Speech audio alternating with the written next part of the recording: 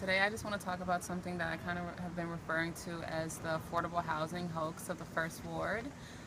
For starters, I have lived in the First Ward for about 10, 11 years.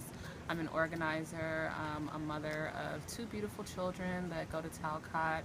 And just like anyone else, I felt like this was an opportunity for me to improve my standard of living and to enjoy the luxuries that, a lot of people in my community enjoy.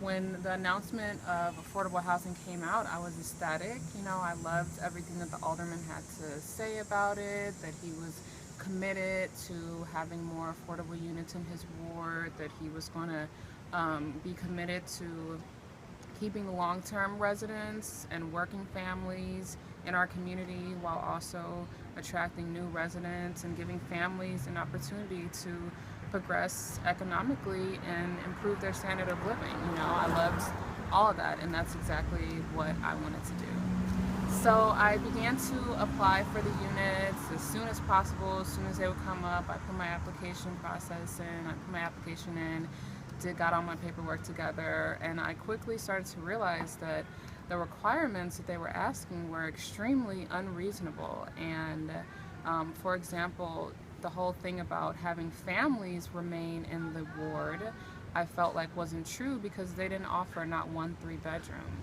So most of the units that they're offering are studio 1-2 bedroom convertibles. So it's more geared towards, I would say, a younger demographic, more young professional demographic, if you will. People coming to the city that don't have children, that want to live close to public transportation and whatnot. I also saw that one of the developers required that you, or most of them actually require that you make 3 times, 2 to 3 times, this one was 3 times the rent that they were offering. So for a 2-bedroom, they wanted $953 and they wanted you to make $2,800 a month in order to qualify for it.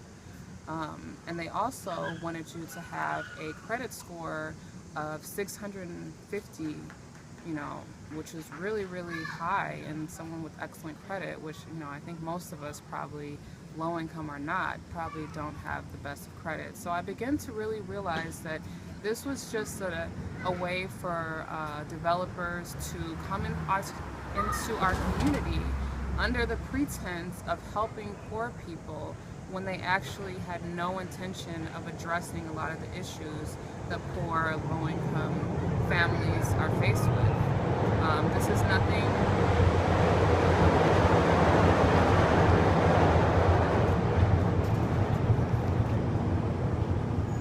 This is nothing but good old-fashioned Chicago discrimination that's been around for years. And in my situation currently, I am homeless and I don't have a place for my children to go because I was told that if I fix my credit up that I would qualify for the unit. I spent over $1,000 fixing my credit and doing everything that I possibly could because I knew that I fit all the requirements. I had the income requirement, I've been in the ward for over 10 years, I'm a part of the community, and I just couldn't imagine that I would not be able to qualify. So I spent more money, over $1,000, to fix my credit, and I was still denied. And at this point, I just undoubtedly knew that this is nothing but discrimination, this is not right, and it's time for the alderman and these developers to actually address the specific issues that poor, low-income families have.